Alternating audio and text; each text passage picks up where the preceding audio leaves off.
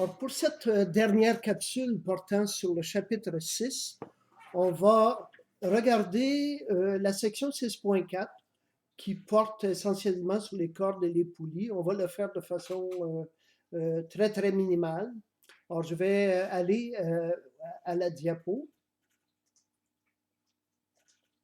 Alors, essentiellement, ce qu'on veut regarder, c'est quelque chose du genre de cet exemple-ci et d'autres qui sont un peu plus compliqués. On voit ici, on a le corps numéro 1 qui est relié par une corde au corps numéro 2 et on va vouloir calculer, par exemple, l'accélération du corps 1 étant donné la force exercée sur le corps 2 par son poids, par la Terre. Et essentiellement, ce qu'on voit, c'est que la poulie, ce qu'elle sert à faire, c'est de changer l'orientation du système de coordonnées. Si on regarde l'exemple 6.8, ça va ressembler beaucoup à ce que vous allez avoir à faire comme analyse des forces dans votre prochain laboratoire, le laboratoire sur les lois de Newton. On voit ici qu'on a deux corps, le corps 1, le corps 2, sont reliés entre eux par une corde.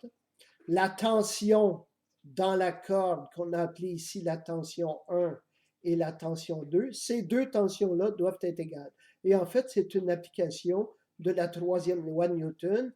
Un bout de corde ici tire sur l'autre bout de corde et qui tire, et par réaction, le bout de corde de ce côté-ci tire sur l'autre et on peut poursuivre ça jusqu'au bout. D'ailleurs, on aurait de la difficulté à imaginer une corde qui soit bien tendue ici et qui soit relâchée ici. La tension dans la corde doit être la même partout. Or, ce qu'on va devoir faire, c'est un système on a dit qu'on mettait toujours notre système de coordonnées tel qu'un des axes soit dans la direction de l'accélération, mettons l'axe des X, mais si l'axe des X est ici pour le corps 1, il faut qu'il soit plutôt vers le bas pour le corps 2, parce que si la corde qui est ici accélère, mettons 1 cm par seconde carré, il faut que la même corde ici accélère avec la même accélération. Donc, il y a une contrainte d'accélération. A1 est égal à A2. La poulie n'a servi qu'à changer d'orientation des systèmes de coordonnées. Encore là, on regarde les forces sur chacun et on aura deux systèmes d'équations à résoudre pour trouver les accélérations. Alors, pour regarder ça de plus près,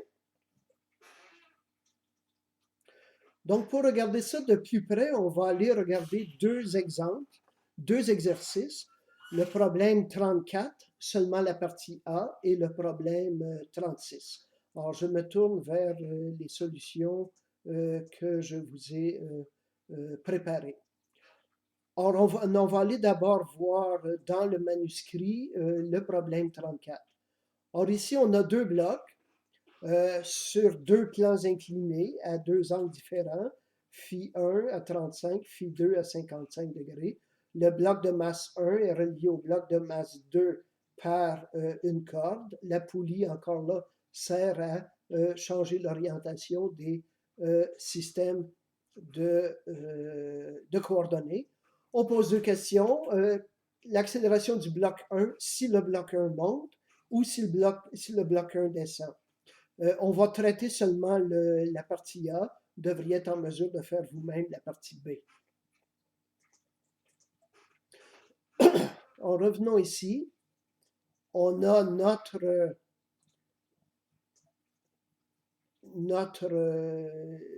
schéma avec les deux corps, les deux angles ici, les forces exercées sur le corps 1, son poids qui est toujours vers le bas, et la normale, donc son poids apparent, qui est la force exercée par le plan incliné sur le bloc. Le bloc ne peut se déplacer que le long du plan incliné, donc on lui fait un système de coordonnées X le long du plan incliné et transverse Y. Dans la partie A, on imagine que le bloc 1 monte, par conséquent, son frottement cinétique est vers le bas. La poulie a changé la direction du système de coordonnées. Le système de coordonnées X ici doit être cohérent avec celui qui est là. Si l'accélération est vers le haut, ben, ça veut dire que ce corps-là monte et ça voudrait dire que, et ça voudrait donc dire que ce corps-là descend. Alors, comme je disais, il faut que les systèmes de coordonnées soient consistants. On va aller regarder les diagrammes des forces. On regarde ici le poids 1, il a une composante le long de l'axe des Y et une composante le long de l'axe des X. Même chose ici pour le poids 2, une composante le long de l'axe des Y et le long du plan incliné. Or, les forces sont reportées ici, les tensions et tout. Le frottement du corps 2, le corps 2 est en train de descendre, donc le frottement doit lui aussi s'opposer au mouvement.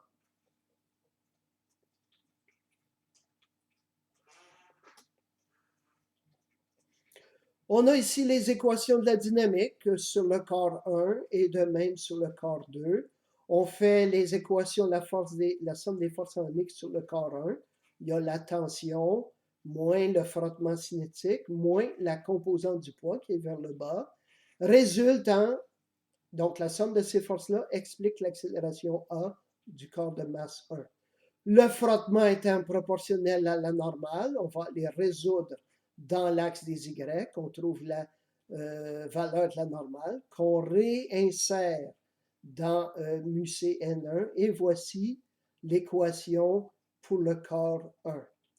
On voit ici qu'on a deux inconnus, l'accélération et la tension dans la corde. Ça nous prend une deuxième équation. On va aller la chercher du côté du corps 2.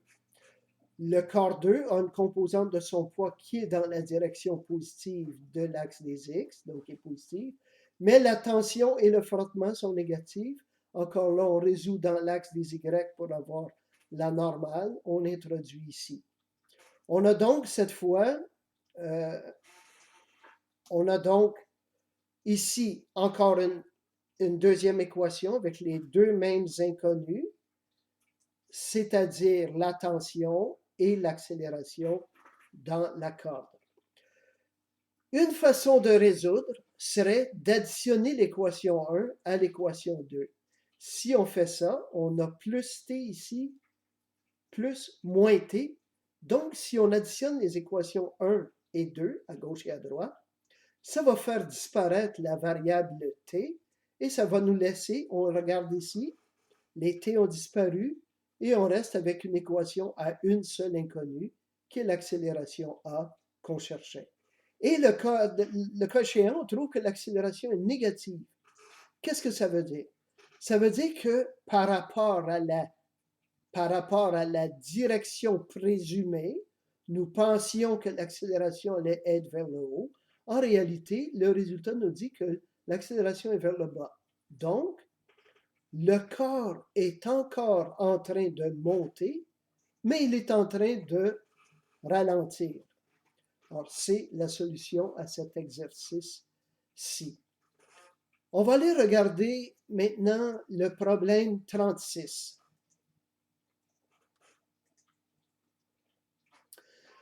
OK, ce problème-ci est plus complexe parce qu'il va falloir vraiment considérer toutes les forces en présence et appliquer correctement notre troisième loi de Newton.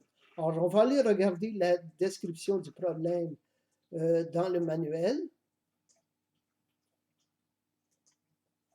Alors, voici la situation. On a un bloc qui est en contact avec le sol, avec une